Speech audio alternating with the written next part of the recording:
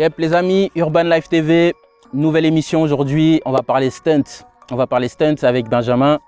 Benjamin, comment tu vas? Salut, ça va? Super. Merci. Ouais. Alors, tu peux nous te présenter un peu à nos auditeurs?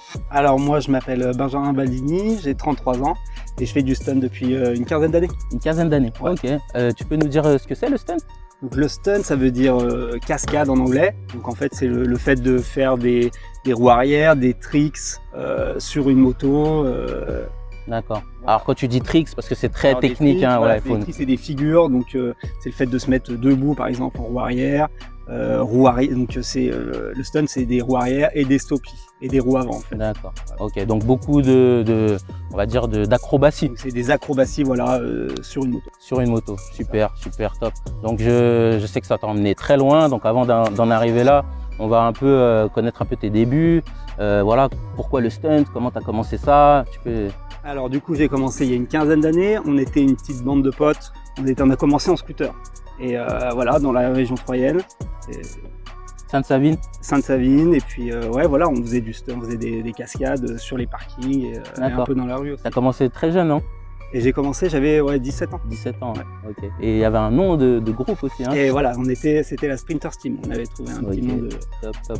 Et vous étiez influencé déjà par des vidéos d'Américains, de ça, Français? donc voilà, on regardait donc les vidéos aux États-Unis et même en France, et du coup c'est ce qui nous a un petit peu inspiré au début pour faire ça. Et voilà, on a vu qu'il y avait possibilité de pousser un petit peu plus le truc, quoi,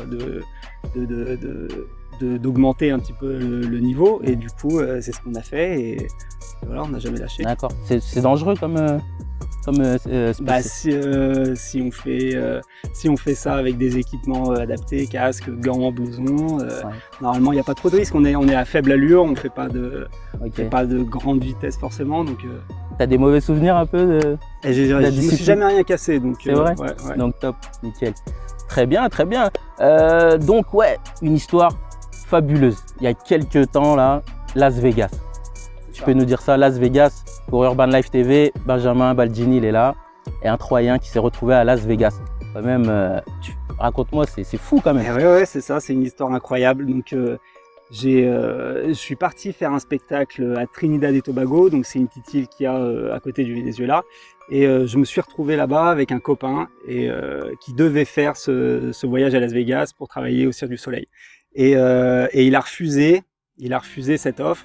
Et voilà, on a discuté un petit peu, moi je lui ai dit que j'étais intéressé, et il a donné le contact au Cirque du Soleil, et ils m'ont contacté quelques semaines après pour et ça c'était il n'y a pas très longtemps. Et là, ça c'était l'année dernière, c'était juillet dernier. Juillet dernier, ouais. Top, Las Vegas, Voilà, casino. grand voyage, ouais. Lourd. Donc c'était un contrat d'1 an et demi renouvelable. Mais bon, on a fait que 9 mois à cause du virus. Ouais, ce Covid-19 là qui gâche la fête un peu. Bon après voilà, il y a eu... et ça s'est passé, donc bon, je pense que tu auras d'autres opportunités, mais tu n'as pas fait que Las Vegas, hein.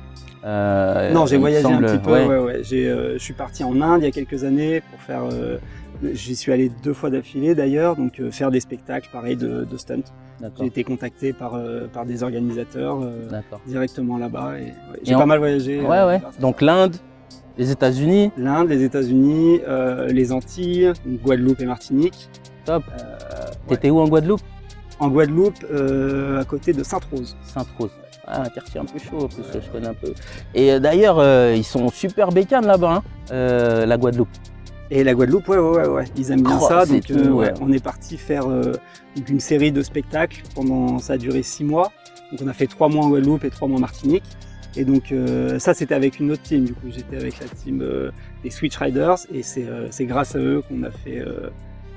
On a fait ce voyage et ces spectacles là-bas. Top. Franchement, le stunt, voilà, qui t'ouvre des portes professionnellement et tout. Ouais. J'imaginais pas ça au départ quand j'ai commencé en scooter. C'est très lourd. Et en tout cas, félicitations. Une chose particulière aussi, tu utilises une moto électrique. Alors, depuis pas longtemps, grâce au Cirque du Soleil d'ailleurs, en fait, quand on a terminé les spectacles, on a eu la possibilité de racheter les motos électriques avec lesquelles on faisait les spectacles. Donc ça c'est une chance, et du coup cette moto électrique je l'ai ramenée ici en France. Directement, voilà, ça. Ok, super. Génial. Et c'est quoi la différence entre une moto électrique et une moto classique pour faire des acrobaties Donc il n'y a pas d'échappement, il n'y a rien de tout ça, ça fait pas de bruit. C'est un petit peu, un petit peu complètement différent d'une moto. Et tu as plus de puissance avec une moto électrique ou une moto classique? Alors il y a plus de couple, c'est un petit peu plus puissant et beaucoup plus compliqué à gérer. D'accord. Ta préférence c'est quoi toi? Les deux? Alors moi j'ai commencé avec une moto classique, donc forcément ma préférence va vers la moto à essence, mais c'est très intéressant de rouler avec ce genre de moto. Ça change complètement et ça peut ouvrir d'autres possibilités pour les spectacles en intérieur d'ailleurs. D'accord, donc grâce à la moto électrique, tu peux faire des spectacles en intérieur. Voilà, c'est ça. Bah oui, parce qu'il n'y a pas d'émission de gaz, il n'y a pas de... Super. Les gens sont protégés. Donc ouais. c'est-à-dire Covid plus le gaz, c'est mort.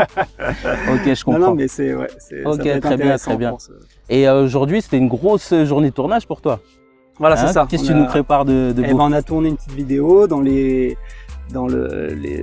3 et ses alentours, et ouais, ça va être sympa. Ok, super. Qu'est-ce qu'on peut te souhaiter pour l'avenir, Benjamin? De continuer sur cette belle lancée. Regarde-les. De continuer sur cette belle lancée avec la moto électrique et ma moto à essence. Ok, top. Et je te souhaite beaucoup de courage et de réussite pour tes projets. Et donc on se dit à très vite pour une nouvelle émission sur Urban Life TV. Merci. Merci beaucoup.